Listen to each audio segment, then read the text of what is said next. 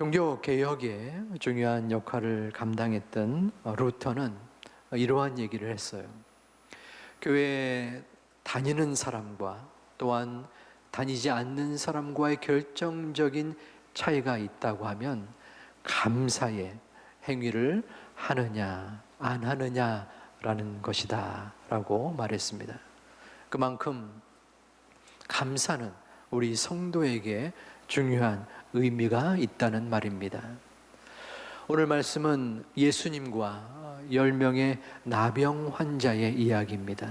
이 가운데에 올바른 감사의 자세는 무엇인가 함께 은혜를 나누어 보려 합니다.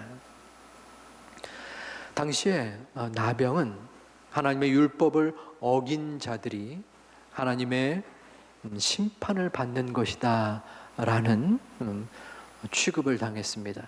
그래서 이 나병에 걸리자마자 즉시로 사람들과 격리가 되어서 이스라엘 장막 밖으로 쫓겨나는 어려움을 그들은 겪었습니다.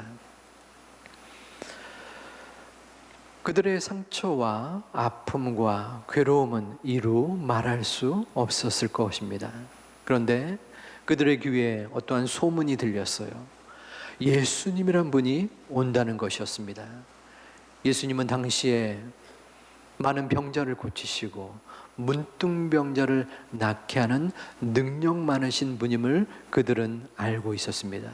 그래서 이 기회를 놓칠 수 없다라고 하여 예수님이 오시자 멀리 서서, 사람들 곁에 가까이 갈 수 없었기 때문에 멀리서 예수님께 소리를 질렀습니다. 예수 선생님이여, 우리를 불쌍히 여겨 주소서, 우리를 제발 낫게 해주세요 라는 뜻이었습니다.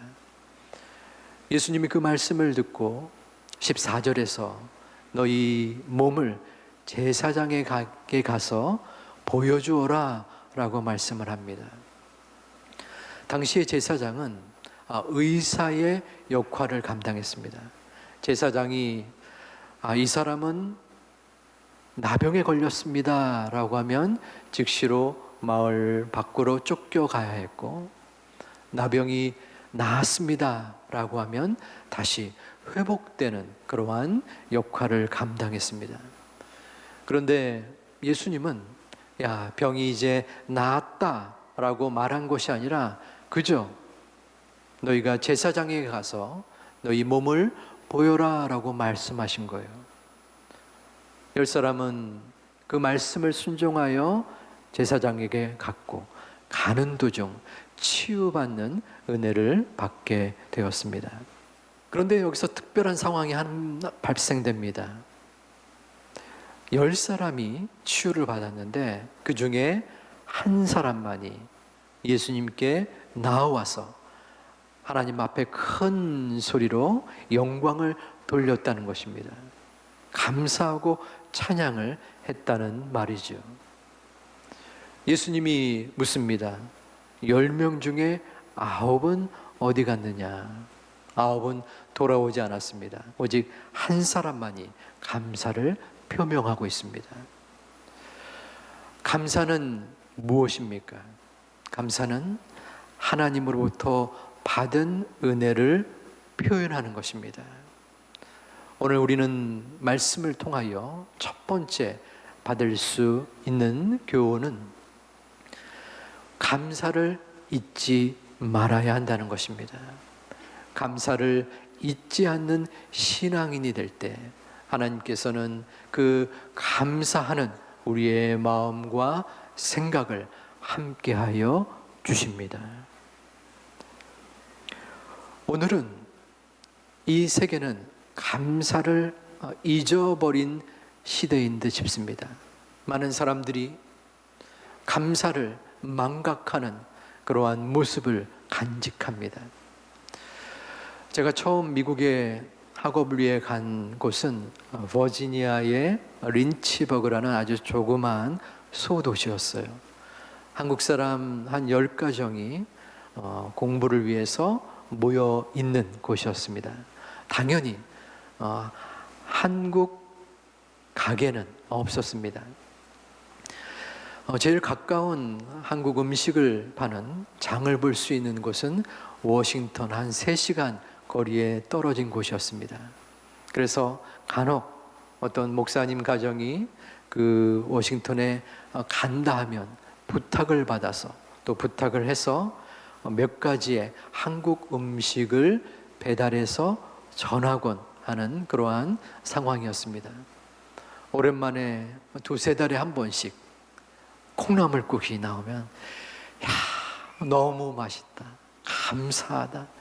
또 가끔 김이라도 나오면 그 조그마한 김을 반 조각 내어서 하나씩 먹곤 했던 그러한 추억이 있습니다.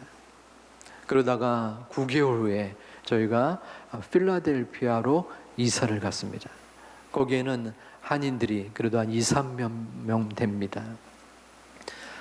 한국 음식 또 반찬을 파는 가게가 3군데 정도 있었던 기억이 납니다.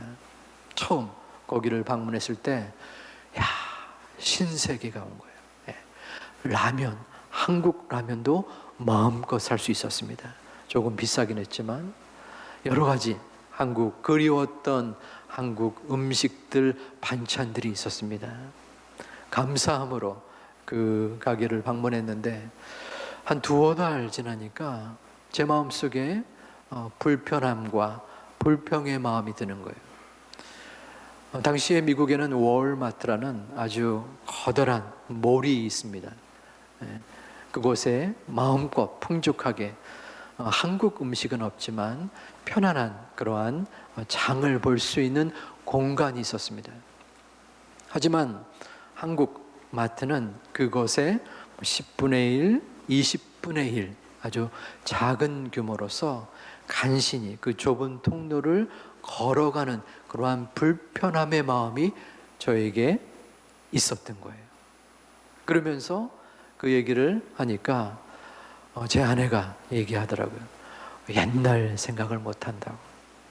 그러면서 저의 미숙함과 또한 우둔한 자아를 다시 한번 바라보았습니다. 감사의 마음이 불쑥불쑥 식어지고 불평과 불만이 불쑥불쑥 일어나는 그러한 모습이 우리들 가운데 있지는 않습니까? 지금 오늘 본문에서 2가지의 부류의 사람이 나옵니다. 한 사람은 감사를 인식하고 감사를 표현하는 사람입니다. 한 부류는 전혀 감사의 마음을 잊고서 또한 자신의 잘남만을 추구하는 그러한 부류입니다. 여러분들은 어디에 속하십니까? 감사를 잊은 사람입니까? 아니면 감사하는 사람입니까? 초대의 교회 교부가 되는 크리소스톰이라는 사람이 이런 이야기를 했습니다. 사람들에게 근본적인 죄가 있는데 그것은 감사하지 않는 죄이다. 우리는 마음속에 생각합니다. 내가 이룬 지금의 실적, 가정, 직장, 그리고 성공, 이 많은 것들이 내가 성취했다고 생각하는데 그 모든 것이 하나님이 이루지 아니하신다면 우리의 모든 수고가 헛수고가 되는 것이요 만사는 허사가 될 수밖에 없습니다. 그래서 사도 바울은 고린도전서 3장 6절에서 하나님의 은혜를 식물 심는 것을 예를 들어서 말씀합니다. 나는 심었고 아볼로는 물을 주었지만 자라나게 하시는 이는 오직 하나님이십니다. 우리의 삶에 여러 가지 어려움과 문제가 있지만 또 내가 그것을 해치고 이루고 해결한 것 같지만 하나님의 은혜가 아니었으면 그 모든 것이 이루어질 수 없음을 우리는 너무나 잘 알고 있습니다. 탈무드에는 이러한 격언이 있습니다.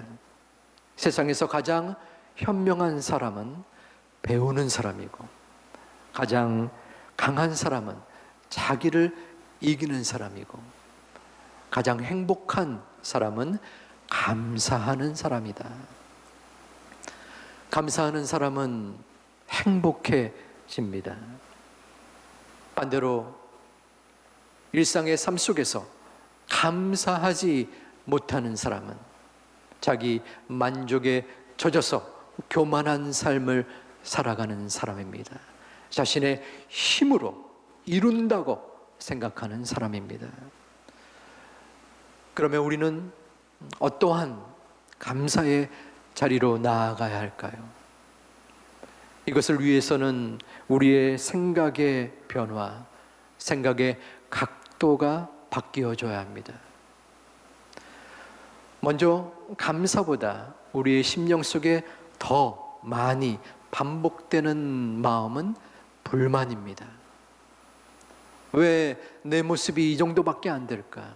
왜 우리 가정은 내 마음대로 이루어지지 않을까?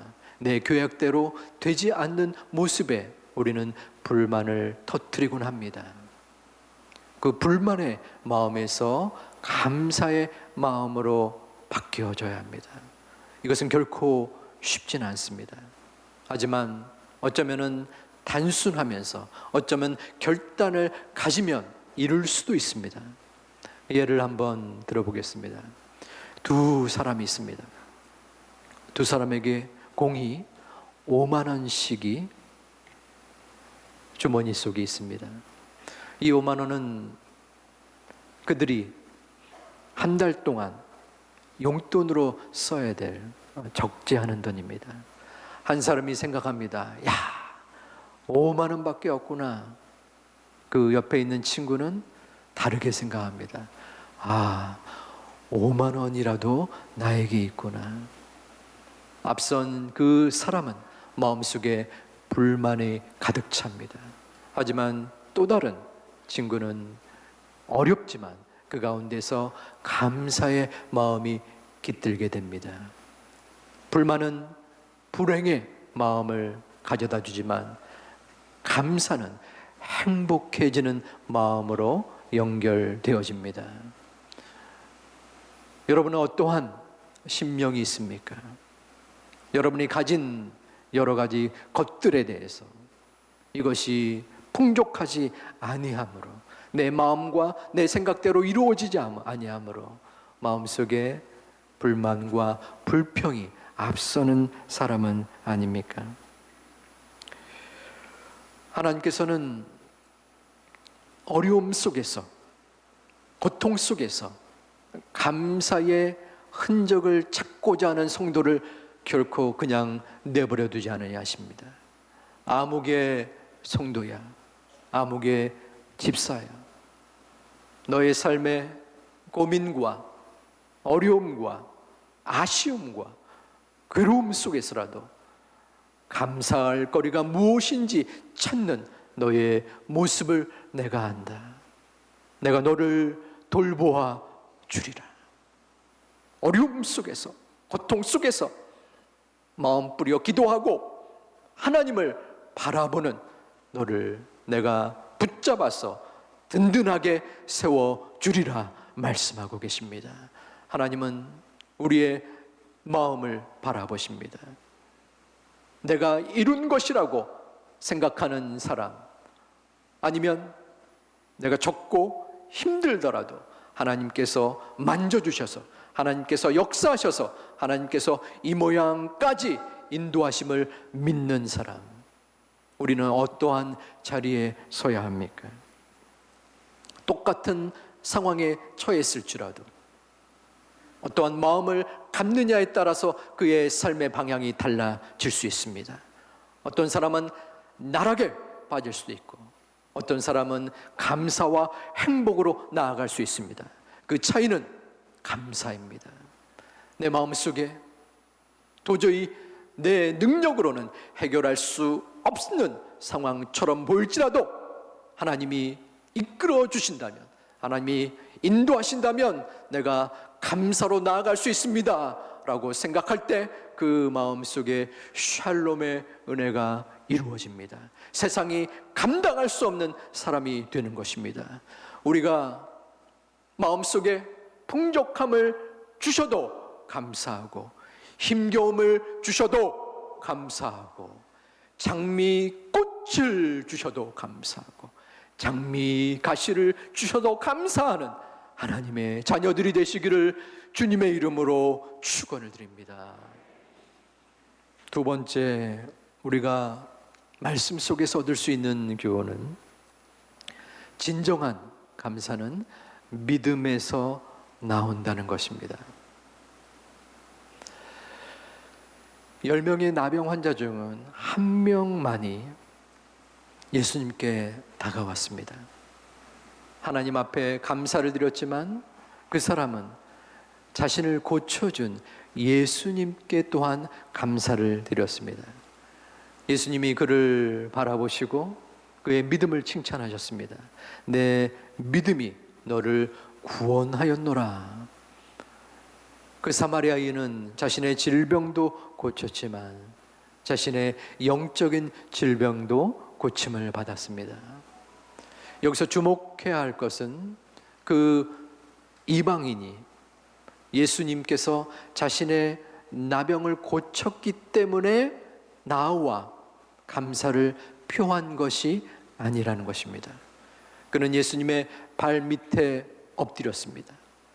예수님의 발 밑에 엎드렸다는 것은 그의 신적 권위를 인정한 것입니다.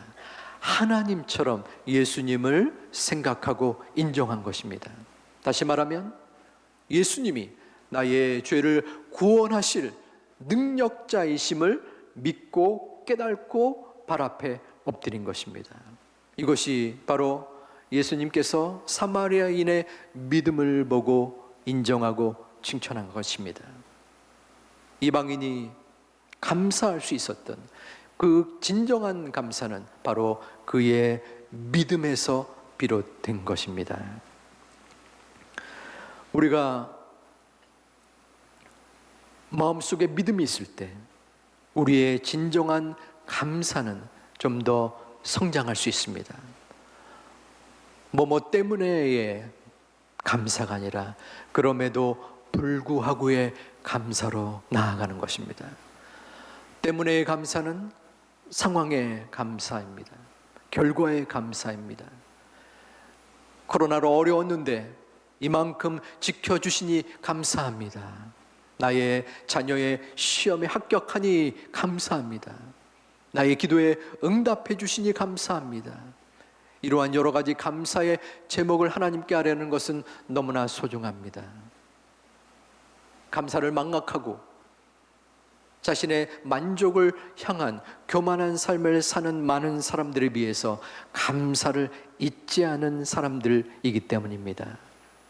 그러나 좀 더 나아가자면, 좀 더 하나님의 말씀 가운데 우리가 성숙해 가는 길로 가자면 그럼에도 불구하고의 감사입니다. 그것은 저절로 이루어질 수 없습니다. 믿음이 밑바탕이 되어야 합니다. 아버지 하나님, 제가 왜 이러한 어려움을 또 당해야 하나요? 왜 문제가 계속해서 반복하여 저를 괴롭힙니까? 도저히 제가 감당할 수 없습니다. 언제까지입니까? 답답하고 갑갑합니다. 아버지 하나님, 저는 도대체 무엇을 의지해야 합니까? 과연 하나님이 살아 계시기나 한 겁니까? 마음속에 극한의 괴로움과 어려움 속에서 우리는 무엇을 바라봐야 합니까? 우리 자신이 아닙니다. 상황과 환경이 아닙니다. 그럼에도 불구하고 아버지 하나님, 나의 믿음은 너무나 연약하여 지금의 이 고통을 감히 감당할 수 없지만 하나님께서 부족한 저를 이끌어 주시고 인도하여 주셔서 조금씩 회복시켜 주셔서 그 하나님의 뜻을 기도하고 기대하고 기다리겠습니다.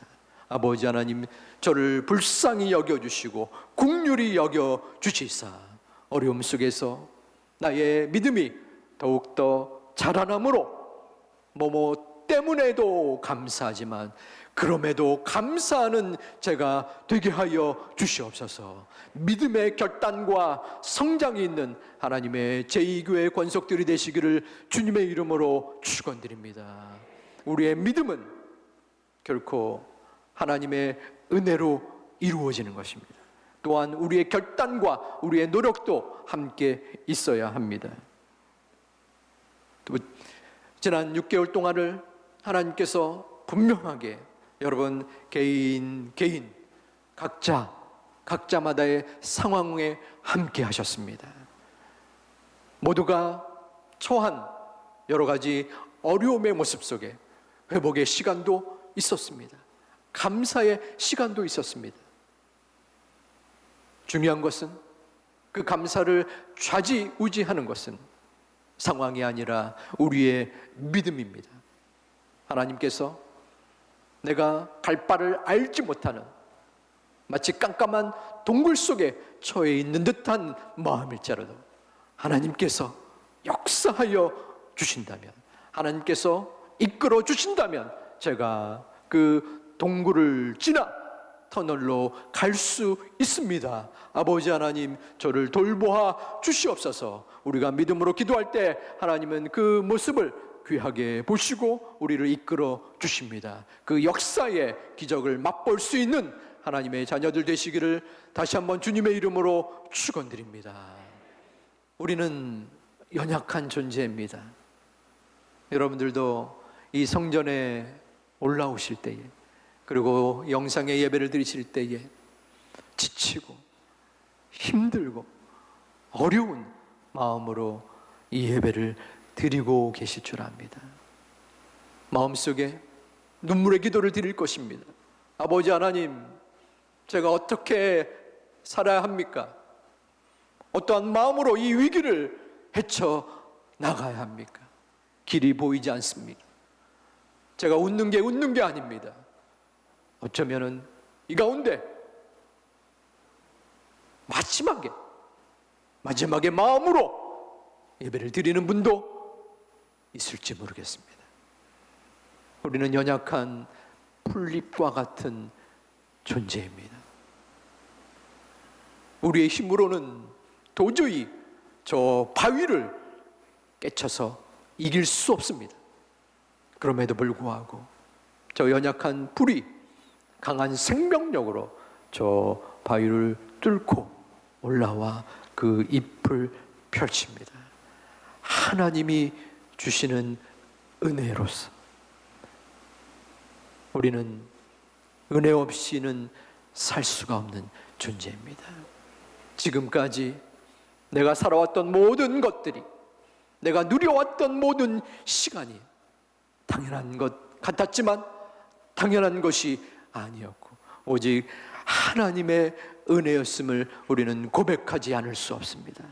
이 시간, 이 예배가 일주일에 한 번 당연하게 드린 예배가 아니라 하나님께서 지금 이 순간 찾아와 주셔서 나의 마음을 만져주시고 나의 부족한 믿음을 깨쳐주시고 회개케 해주시고 다시 한번 하나님께로 돌아가며 하나님께로 온전하게 은혜를 구하는 제가 되게 하여 주옵소서. 성령 하나님이 만져 주시옵소서.